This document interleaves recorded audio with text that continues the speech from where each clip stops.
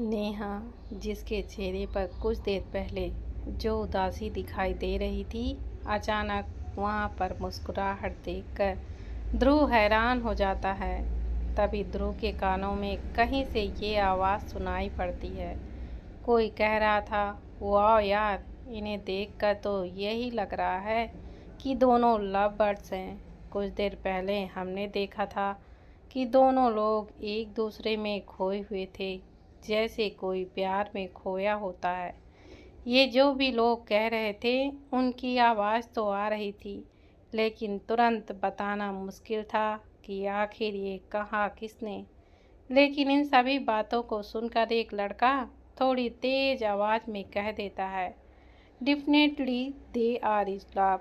कल नेहा ने प्रपोज किया और आज 100% ध्रुव सर करने वाले हैं।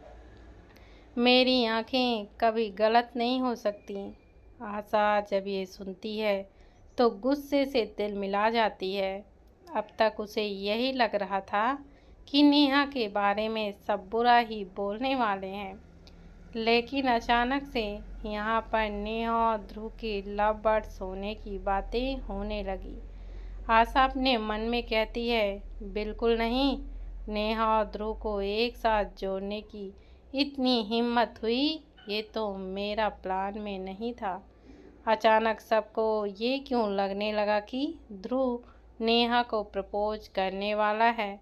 आशा पीछे पलटकर देखती है तो उसकी नज़र ध्रुव के गुस्से वाले एक्सप्रेशन पर जाती है, लेकिन ध्रुव के साथ खड़ी नेहा के चेहरे पर मुस्कान छिपाए नहीं छिप रही थी। आशा नेहा के स्माइल को देखकर एकदम से जल भुन रही थी और फिर आशा अपने मन में कहती है, नेहा, तुम कभी ध्रुव के साथ नहीं हो सकती। ध्रुव सिर्फ और सिर्फ मेरा था और हमेशा मेरा ही रहेगा। वो कभी तुम्हारा नहीं होने वाला। बस ये तुम्हारी स्माइल बस चंद घंटों की हो। लेकिन ध्रुव जब प्यार शब्द सुनता है तो उसका गुस्सा सीधे उस लड़के पर फूट जाता है। ध्रुव गुस्से से चिल्लाते हुए कहता है, जस्ट शट अप एवरीवन। अब अगर किसी की भी थोड़ी सी भी आवाज़ आई तो याद रखना, मुझे समय नहीं लगेगा ये याद दिलाने में कि मैं कौन हूँ। डीएस के अपने कुछ रूल हैं जिन्हें कोई भी नहीं तोड़ सकता, खुद डीएस भी नहीं। ध्रुव उस लड़के की तरफ देखकर कहता है, हे यू, अभी कॉलेज का एक ही साल हुआ है और तुम लोग अपने सीनियर के बारे में भी बकवास बोलने लग गए। लगता है तुम सभी जूनियर्स अपनी पोजीशन भूल गए हो। याद रखना, तुम अभी क्या हमेशा हमारे जूनियर्स ही रहोगे। इसलिए अपने सीनियर्स के बारे में अगर कभी गलत कहा तो याद रखना, जब तक इस कॉलेज में रहोगे तुम सबको ठीक तरीके से सुधारा जाएगा। हे यू, स्टैंड अप। ये टोन ध्रुव की ठीक उसी तरह की थी जैसे शुरुआती दिनों में। अचानक ध्रुव सर की फिंगर अपने तरफ पॉइंट होते देख वो लड़का खड़ा हो जाता है, लेकिन ध्रुव सर के गुस्सैल नज़र की एक झलक में वो समझ जाता है कि उसने शायद कुछ ज़्यादा ही आवाज़ में बोल दिया। लेकिन उसके दिमाग में ये समझ ही नहीं आ रहा था कि जब उसने सही ही कहा था तो ध्रुव सर इतना गुस्से में क्यों देख रहे हैं। ध्रुव एकदम से उस लड़के से कहता है, तुम्हें बहुत ही ज़्यादा कॉन्फिडेंट हो कि मैं अभी तुम्हारे दिमाग में आई गलती दोहराने जा रहा हूँ। क्या तुम्हें ये कोई प्रपोजल ग्राउंड लग रहा है जहाँ जब जिसका मन हुआ अपना टाइम वेस्ट करते रहें। नेहा ने कल एक सवाल पूछा था जिसका जवाब मैंने दे दिया था। That's it. ये टॉपिक तो कल ही ख़त्म हो जाना चाहिए था, लेकिन क्यों आया ये मुद्दा आज। ध्रुव गुस्से से सबको पॉइंट आउट करके कहता है, you people dare to do that again. एक चीज़ और, आज के बाद अगर किसी भी लड़की के दिमाग में ये लव प्रपोजल आया तो मेरा जवाब अभी सुन लो, इट्स ऑलवेज ए नो। मुझे लगता है अब मैंने आप सबको ये क्लियर कर दिया है। ये सब सुनकर तो न सिर्फ रमन और आशा शॉक्ड हो जाते हैं, बल्कि बगल में खड़ी हुई नेहा भी एकदम से शॉक्ड हो जाती है। मुझे तो ऐसा लग रहा था कि शायद उसके दिल वाली जगह पर थोड़ा सा दर्द हो रहा हो। उसका नन्हा सा दिल आज फिर टूट गया, और इस बार ना सिर्फ उसका बल्कि इस पूरे कॉलेज की हर एक लड़की का मचलता दिल भी नेहा के साथ एक साथ टूट गया। आशा जो कुछ देर पहले ध्रुव के नेहा को रिजेक्शन वाली बात सुनने के बाद मुस्कुरा रही थी, पर पूरी बात सुनने के बाद उसकी भी थोड़ा सदमे जरूर लगता है। वहीं रमन को भी यकीन नहीं आ रहा था कि ध्रुव एक बार फिर से नेहा के दिल को तोड़ देगा। बेशक सभी लड़कियों को एक साथ रिजेक्ट करना अच्छा था, लेकिन नेहा के सामने ही क्यों? रमन अपने मन में कहता है। मुझे तो समझ ही नहीं आ रहा है कि जुबान आंखों का जवाब एक क्यों नहीं दिखाई देता। रमन दुखी था क्योंकि उसे ये लगा था कि ध्रुव शायद पहले की तरह लड़कियों को रिजेक्ट करना भूल गया होगा, लेकिन नेहा को क्यों मना किया, जबकि साफ साफ इसकी हरकतें चीख चीख के ये बताती हैं कि कितना पसंद करता है नेहा को। लेकिन ध्रुव थोड़ा रुक कर नेहा की तरफ देख कर कहता है, नेहा इज माई फ्रेंड, सो इसके बारे में अब कोई भी बकवास नहीं टॉयलेट करी जाएगी। फ्रेंड सुनकर नेहा का चेहरा ही लटक जाता है, लेकिन ये फ्रेंड सुनकर उसका उदास पड़ा चेहरा वापस से ठीक हो जाता है। थैंक गॉड कम से कम फ्रेंड तो बोला। मुझे याद नहीं आ रहा है किसने मेरे अलावा किसी को भी फ्रेंड बोलते हुए सुना हो। और तो और फ्रेंड भी मुझे एक बार बोला था, वो भी 20 साल पहले, जिसमें मैंने इसकी दोस्ती को पाने के लिए कितने ही कर्मकांड किए थे। ध्रुव अपनी बात रखने के बाद नेहा की तरफ देखता है, तो इस बार नेहा के चेहरे पर वही प्यारी सी स्माइल तो गायब हो जाती है। लेकिन ध्रुव जब नेहा की उदासी देखता है तो उसका हाथ अपने आप ही नेहा के सिर पर आ जाता है। प्यार से वो हाथ नेहा के सिर पर सहलाते हुए ध्रुव कहता है, don't worry, I know everything about you. Neha अपने मन में सोचती है, घंटा नाउ एवरीथिंग अबाउट मी सभी लोगों को दिखाई देने लगा, लेकिन इन्हों को कभी नहीं पता। ध्रुव नेहा को प्यार से कहता है, गिव मी योर फ़ोन। कुछ देर बाद ध्रुव नेहा के मोबाइल में ध्रुव ने नेहा के फ़ोन से वो कुछ टेक्नोलॉजी के इस्तेमाल से नेहा को परेशान करने वाले लोगों के नंबर को निकाल दिया था। ध्रुव खुद पर्सनली जाकर नेहा के पास अपनी भड़ास निकालनी चाह रहा था कि आखिर उसने ये क्यों छुपाया कि उसको किसी ने भी मेंटली हैरेसमेंट किया होगा। टेक्नोलॉजी टीम के मेंबर्स कह रहे थे, sir we are don't here. अब उन सभी के फेक नंबर से भी पता लग रहा है ज़रूर कोई ऐसा है जिसे नेहा की पूरी जन्म कुंडली पता थी। कुछ ही मिनटों बाद ध्रुव के हाथ में एक और लिस्ट थी, और इस बार भी ध्रुव ने कुछ लड़कों के एक ऐप के से बार बार रॉन्ग नंबर लगाकर परेशान करने वाले लड़कों को पता लगा दिया था। अब सबको सज़ा भी मिल गई थी।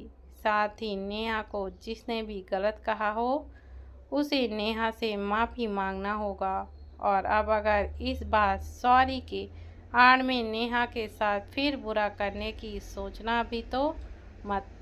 ध्रुव नेहा के गाल पर हाथ रखते कहता है, डोंट वरी, आज के बाद कोई परेशान नहीं करेगा। वहीं दूसरी तरफ कैंटीन में इस बार सभी के चेहरे लटके हुए थे। पीहू कहती है, नेहा का नन्हा सा दिल सर ने आज फिर से तोड़ दिया। क्यों सबके सामने ऐसा कहा?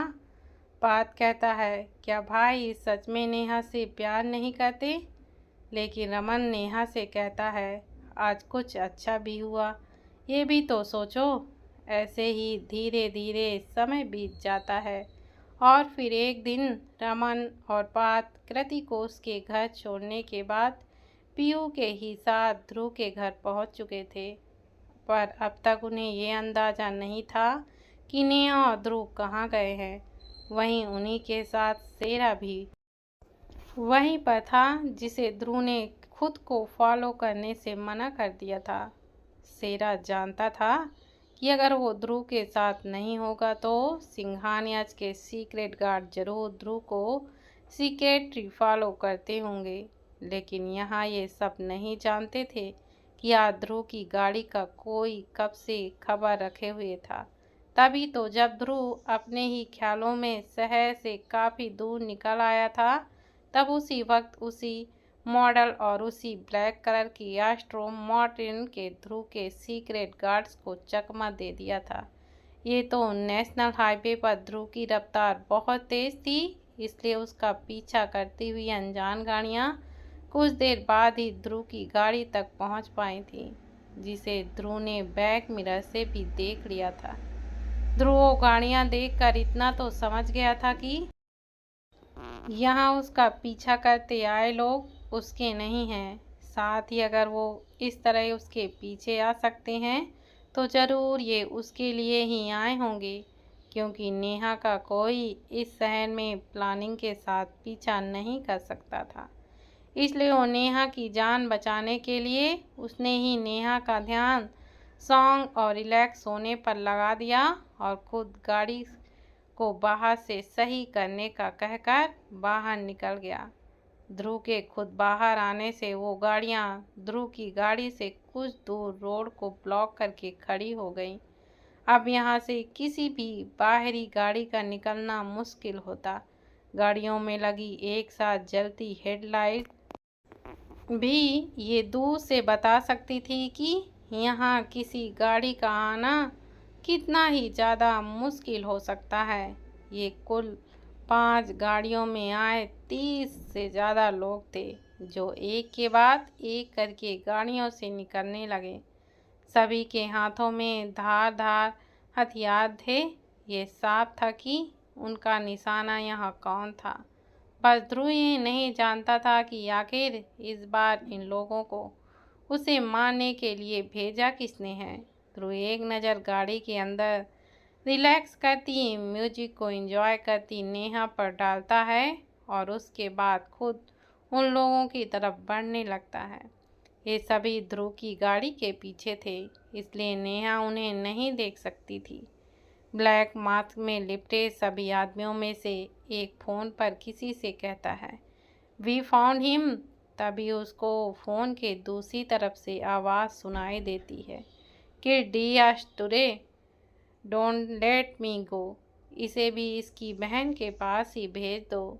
इसके बाद अटैक के साथ एक आदमी ध्रुव पर एक चाकू से मारने के लिए आगे बढ़ता है, लेकिन वो हमला कर भी पाता कि उसे ही ध्रुव अपने 3 वार से ज़मीन में ढेर कर देता है। वहाँ खड़े लोगों को अपनी आंखों में यकीन ही नहीं हुआ, क्योंकि जिसको ध्रुव ने अभी बस अपने 3 वार में ढेर किया था, उसका शायद ध्रुव से ऑलमोस्ट डबल था। एक और ध्रुव पर हमला करने आता है और उसके साथ भी वही होता है। ये देखकर अब सभी एक साथ ध्रुव पर वार करने लगते हैं, लेकिन ध्रुव एक ट्रेनेड मल्टीलर आर्टिस्ट था। उसकी रफ्तार की आगे वो किलर नहीं टिक पा रहे थे। ध्रुव अकेला ही उन सब पर भारी पड़ रहा था। तभी ध्रुव अपने हाथों में बांधी घड़ी को खोलकर उसमें से ऑटोमेटिकली कवर्ड हथियार बना लेता है, जिसे एक बार मारने से ही सामने वाले के शरीर में काफ़ी गहरा कट लगा रहता था। ध्रुव इतना फोकस था कि वो बाकी लोगों के हमलों को पहले से ही प्रैक्टिस कर पा रहा था। ये ध्रुव का रिफ्लेक्स ही थे कि जो उसे ऐसा किसी भी मौके पर फोकस्ड रख सकते थे। अब बस 10 लोगों को ही निपटाना था कि तभी उसे अपने पीछे से एक जानी पहचानी सी आवाज़ सुनाई देती है, ध्रुव सर। एक डरी सहमी आवाज़ ध्रुव की पीठ नेहा की तरफ थी, लेकिन नेहा का उसके नाम लेने में वो एक चिंता के साथ डर महसूस कर सकता था। तभी नेहा चिल्लाते हुए कहती है, आह लीव मी, कौन है आप लोग? ध्रुव सर। ध्रुव समझ गया था कि नेहा खतरे में है, और जैसे ही वो पलटकर नेहा की तरफ देखता है जिस एक आदमी ने उसके बालों से पकड़ा हुआ था, ध्रुव गुस्से से उस आदमी से कहता है, लीव हर। उसे जरा सी भी चोट पहुंचाने के बारे में सोचा तो याद रखना, अभी बस ट्रेलर दिखाया था, पूरी पिक्चर में इससे भी ज़्यादा दर्द मिलेगा। पर इतने ही देर में उसका फोकस अपनी फाइट से टूट जाता है, और तभी उसके सिर पर कोई पीछे से हमला करता है। उन किलर्स को ध्रुव को किसी भी कीमत में मारना था, ना कि उसकी फाइटिंग एबिलिटी के कारण खुद की पिटाई होने का इंतज़ार करना था। नेहा ये देखकर ध्रुव का नाम चिल्लाती है और भागकर ध्रुव के पास जाना चाहती है, लेकिन उसे जिस आदमी ने पकड़ा हुआ था उसकी पकड़ नेहा के बालों में कस जाती है। ध्रुव खुद का बैलेंस संभाल कर पीछे पलटता है, लेकिन तभी उस पर कुछ वार हो जाते हैं, उसके हाथ और उसके पीठ पर, साथ ही एक जोर से किसी के स्ट्रिक से ध्रुव की पीठ पर हमला भी किया था, जिसके वार से ध्रुव लड़खड़ा भी जाता है। ध्रुव के सिर से रिसता हुआ खून उसके चेहरे पर आ गया था, जो देखकर नेहा रोते हुए कहने लगती है, प्लीज़ इन्हें छोड़ दीजिए, कौन है आप लोग? आपको चोरी करना है तो कर लीजिए, मेरे पास फ़ोन और कैश है, लेकिन प्लीज़ ध्रुव सर को छोड़ दीजिए। नेहा को लग रहा था कि ये लोग राह चलते लोगों को लूटने वाले हैं, इसलिए अगर हम उन्हें कैश वगैरह दे देंगे तो ये लोग उन्हें छोड़कर चले जाएंगे। लेकिन उसे ये नहीं पता था कि ये लोग आखिर एक प्लानिंग के साथ यहाँ कैसे आकर उन पर हमला कर सकते हैं। उन किलर्स का बॉस कहता है, जल्दी इस आदमी का चैप्टर क्लोज करो, यहीं तक का कॉन्ट्रैक्ट था, और रही बात ये लड़की की तो ये हमारा बोनस होगी, अब दूध के साथ मलाई भी मिलेगी। इस टास्क में तो आगे भी सर का कॉन्ट्रैक्ट ही लूँगा। उस आदमी की घटिया बातें ध्रुव की ज्वालामुखी को बाहर ही ला रहा था। ध्रुव अपने दांत पीसते हुए कहता है, एक कॉन्ट्रैक्ट आज मैं तेरा बनाऊंगा, वो भी फ्री में ऊपर जाने का, जहाँ कुछ देर पहले तेरे आदमी बहुत जल्दी पहुँच चुके थे। वो बहुत हंसते हुए कहता है, अच्छा तो इस शेर की जान उस सफ़ेद चिड़िया में बसती है, पहले पता होता तो आज पूरे दिन तेरे को तेरी सिक्योरिटी से अलग करने के लिए पापड़ नहीं बेलने पड़ते, इसी चिड़िया को ही अपने कब्जे में कर लेते। वैसे भी ये चिड़िया एक कैद में ही अच्छी लगती है, इसे यहाँ लेकर आओ। नेहा को जिसने पकड़ा था वो उसके बाल पकड़ते हुए अपने बॉस की तरफ लेकर आता है, लेकिन तभी नेहा ध्रुव की आंखों ही आंखों में अपने पुराने फाइटिंग के इशारा समझा जाती है, और बॉस के नज़दीक आने से ही पहले अपने आप को अपने कुछ फाइट के मूव से छुड़ा लेती है। ये उस आदमी के लिए भी शॉकिंग जैसा था। उसमें से किसी ने नहीं सोचा था कि नाजुक सी दिखने वाली लड़की अपना सेल्फ डिफेंस कर सकती है। नेहा ने कुछ लॉक से उस आदमी को नीचे गिरा दिया था। तभी ध्रुव नेहा को जल्दी से कहता है, get in the car, lock yourself. Dhruv जानता था कि उसके आदमियों को उसने जो अपनी वॉच से ही जो लोकेशन भेजी थी वो भी किसी वक्त आ सकते थे, लेकिन सबसे ज़रूरी उसके लिए यहाँ पर नेहा की सेफ्टी थी। एक इंसान को इंटरलॉकिंग से गिरा देना और बाकी लोगों से सच में फाइटिंग करने में फ़र्क होता है, और ध्रुव बिल्कुल नहीं चाहता था कि नेहा को एक छोटी सी भी खरोंच आए, और सबसे ज़रूरी बात, नेहा गाड़ी के अंदर सेफ रहती। ध्रुव की कार के ग्लास बुलेट प्रूफ थे, जिन पर आसानी से अटैक नहीं किया जा सकता था। लेकिन ये क्या, नेहा ध्रुव की बात सुनने के बाद भी सीधा भागते हुए ध्रुव के पास ही आ जाती है। वो बिल्कुल ध्रुव को अकेला नहीं छोड़ना चाहती थी। नेहा को याद था कि अगर उसे प्यास नहीं लगती तो वो तो उन गानों में एक झपकी भी ले चुकी होती और यहाँ ध्रुव पर ये चोर हमला कर रहे होते। नेहा ध्रुव से कहती है, sir we will fight together. मैं आपको छोड़कर कहीं भी नहीं जाने वाली। आप भूल गए क्या, मुझे भी फाइट आती है। ध्रुव इस बुद्धू लड़की का कुछ भी नहीं कर पा रहा था, जिसे अब तक ये लोग चोर ही लग रहे थे। वाह इंटरेस्टिंग, मुझे लगा था कि नाजुक फूल होगी, पर तू तो कड़क निकली अपने टाइप की। बहुत मज़ा आएगा। हम चोरी नहीं करते, पर तुझे इस दुनिया से ज़रूर चुरा लेंगे और अपनी दुनिया में लेकर जाएंगे। बीएम में बहुत ही ज़्यादा कीमत में बिक भी जाएगी। आज के प्रॉफिट से भी डबल मिलेगा। इस्तेमाल नहीं करी होगी तो और भी ज़्यादा।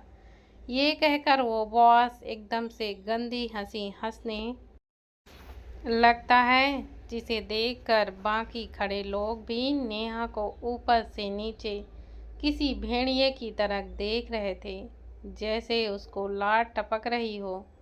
नेहा को दबोचने की लड़कियों को सप्लाई तो उनका बॉस भी करता था, साथ ही जिसने उनको कॉन्ट्रैक्ट दिया था वो भी कई बार ऐसी ही खूबसूरत लड़कियों को सप्लाई कराता था।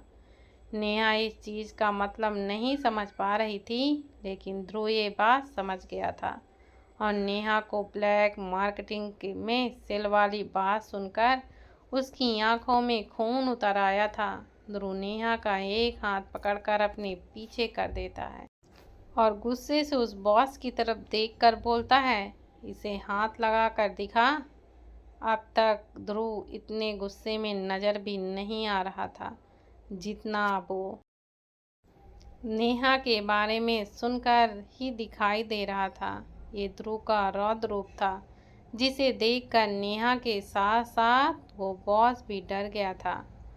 दो आदमी आगे बढ़ते हैं, लेकिन इस बार ध्रुव उन्हें मार नहीं बल्कि उनकी हड्डी पसलियों की आवाज़ें भी सुना रहा था। एक के बाद एक करके वहाँ पर उन किलर के ज़मीन पर ढेर लग जाता है। वो 30 लोग थे जो ओवर कॉन्फिडेंस में पिस्टल छोड़कर अपने फाइटिंग एबिलिटी से ध्रुव को ख़त्म करने आए थे, पर यहाँ पर आधे से ज़्यादा तो कप के ऊपर भी जा चुके थे और कई अपनी मौत आने का इंतज़ार कर रहे थे। ध्रुव का ये ब्रिलियंट रूप तो नेहा ने भी अपने आप को पहले नहीं देखा था, लेकिन अब नेहा भी समझ गई थी कि ये लोग ध्रुव को मारने के लिए आए हैं, इसलिए अब वो पीछे खड़े होकर ये सब देख रही थी। ध्रुव कितना पावरफुल है वो उसे याद दिखा। ये एक इंसान के बस की बात कैसे हो सकती है। He is a one man army. तभी एक बहाने से वो बॉस अपनी गाड़ी से पिस्टल ले आता है।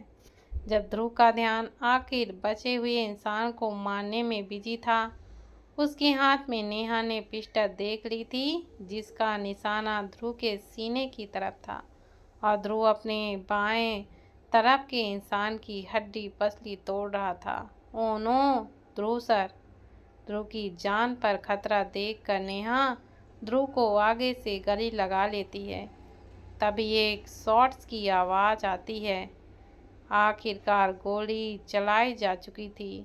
ध्रुव अचानक से नेहा को उसके गले लगने से हैरान था और उससे भी ज़्यादा गोली चलने की आवाज़ से। क्या ध्रुव नेहा को बचा पाएगा? आखिर किसको गोली लगी, नेहा या ध्रुव? आखिर क्या होने वाला है आगे, यह जानने के लिए आगे का भाग ज़रूर देखिए और प्लीज़ चैनल को लाइक और सब्सक्राइब करना मत भूलिए और कमेंट ज़रूर कीजिए।